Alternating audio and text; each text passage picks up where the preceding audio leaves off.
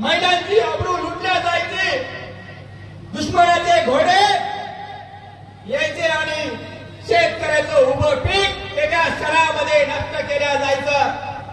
मुघलशाही, निजामशाही, आदिलशाही, कुतुबशाही या शाह्या महाराष्ट्राच्या मातीमध्ये थया नाचत होत्या. अशा परिस्थितीमध्ये राष्ट्रमाता माँसाहेब जिजाऊ यांनी छत्रपती शिवाजी महाराजांना सांगितलं, शिवबा जा, लढा आणि स्वतःचं राज्य निर्माण करा. छत्रपती शिवाजी महाराजांनी यशाची, तानाजी, सूर्याची, मदारी, मेदर या 18 पगड मावळ्यांना एकत्रित केलं आणि बहुजनाचं स्वराज्य निर्माण केलं. आणि त्या छत्रपती शिवाजी महाराजांनी निर्माण केलेल्या बहुजनाचं स्वराज्याची भगवी पताका अटक पासून ते कटक पर्यंत फडकविण्याचं काम राजे मल्हारराव होळकरांनी केलंय. बघा आज काय परिस्थिती आहे.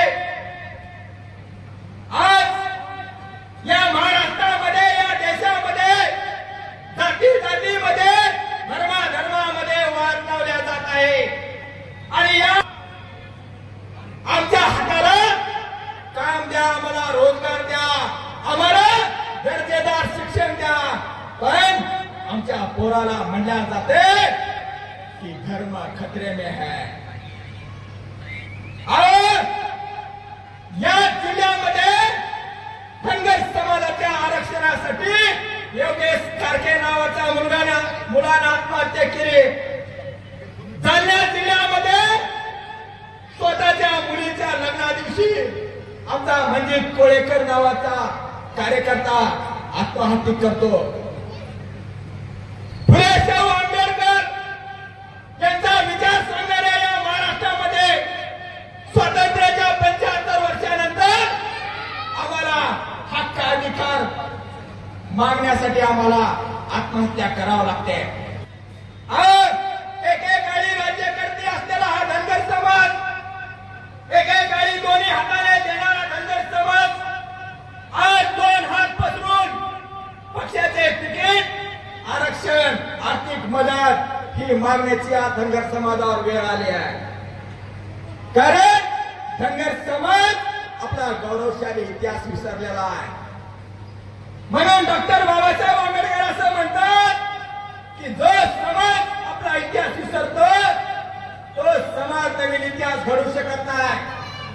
बघा, वयाच्या 8व्या वर्षी धर्माची व्याख्या करणाऱ्या आमच्या आईबाईचा इतिहास इथल्या प्रस्थापित इतिहासकारांनी आम्हाला कळू दिला नाही.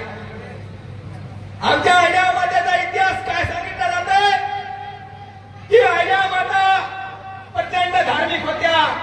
तर दिवाळी असेल तर टीव्ही मध्ये दिवाळी असते आणि इकडे जर रंगपंचमी असेल त्यावेळेस टीव्ही मध्ये रंगपंचमी असते. इकडे जर राखी पौर्णिमा असेल तर सगळ्या बहिणी त्या टीव्ही मधल्या भावाला राखी बांधाय जातात. पण ज्यावेळेस आमच्या राष्ट्रमाता अहिल्याबाई होळकरांची जयंती असते त्यावेळेस टीव्हीवर शुभेच्छेची एक साधी वळ सुद्धा दाखवल्या जात नाही. ज्यावेळेस आमच्या छत्रपती शिवाजी महाराजांची जयंती असते त्यावेळेस टीव्हीवर दाखवल्या जात नाही. ज्यावेळेस डॉक्टर बाबासाहेब आंबेडकरांची जयंती असेल त्यावेळेस टीव्हीवर दाखवल्या जात नाही. आमचे खंडेराव लढता लढता शहीद होणारे ते वेशनी दाखवले. आणि या महाराष्ट्रामध्ये, देशामध्ये ज्यांनी माफीनामा इंग्रजांना लिहून दिला त्यांना स्वातंत्र्यवीर केला.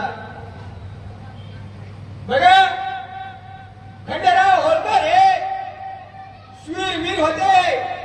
त्या खंडेरावांना वेशनी दाखवला. मल्हाराया असा आवाज जरी ऐकला तरी दुश्मनाचे गावच्या गावच पडायचे. त्या मल्हाररावांच्या संस्कारात वाढलेला खंडेराव वेशने कसं काय शकतो. ज्या खंडेरावांचे आदर्श छत्रपती शिवाजी महाराज होते ते खंडेराव वेशने कसं काय शकतात. दिल्लीच्या बादशाहाला आपल्या पायापाशी झुकवणारे खंडेराव वेशने कसं काय शकतात. सती जाण्यामध्ये काय होतं बघा. नवरा मेल्यानंतर त्या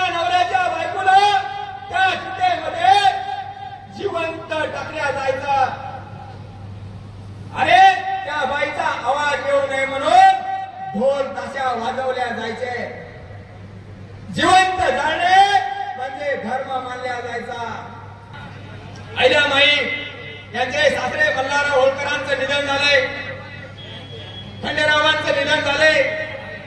त्यांचे जावई यशवंत फंचे याचं निधन झाले. त्यांची मुलगी मुक्ताला सती जावं लागलं. मालेरावांचा मृत्यू झाला. त्या तशा संकटाच्या काळामध्ये राघोबा पेशवा काय करतो तर अहिल्यामाईच्या विरोधामध्ये लढण्यासाठी 40,000 सैन्य घेऊन येतो. अहिल्यामाईला गुप्तहेर खात्याच्या माध्यमातून समजतं. अहिल्यामाई काय करतात. अहिल्यामाई एक चाल करतात. अहिल्यामाईला माहित असते की जे लोक मनानं हरतात ते लोक रणांगणामध्ये कधी जिंकू शकत नाही. आणि अहिल्यामाईनं एक राघोबा पेशवाला पत्र लिहिलं आणि त्या पत्रामध्ये सांगितलं की राघोबा, मी तर एक स्त्री आहे. मी जरी हरले तरी माझा जय जयकार होणार आहे. पण कदाचित तू जर माझ्या हातून हारला तर तुला तोंड दाखवायला जागा राहणार नाही. हे स्वराज्य माझ्या पूर्वजांनी तलवारीच्या बळावर रक्ताचं पाणी करून आणि मनगटाच्या जोरावर हे राज्य मिळवले आहे. भाट भिडवे घरी करून नव्हे.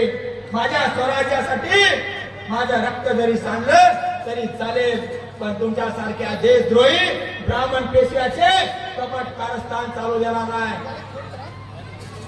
हे पत्र राघोबा पेशव्यानं वाचलं आणि राघोबा पेशवा घाबरून गेला आणि 40,000 सैन्य घेऊन राघोबा पेशवा पळून गेला.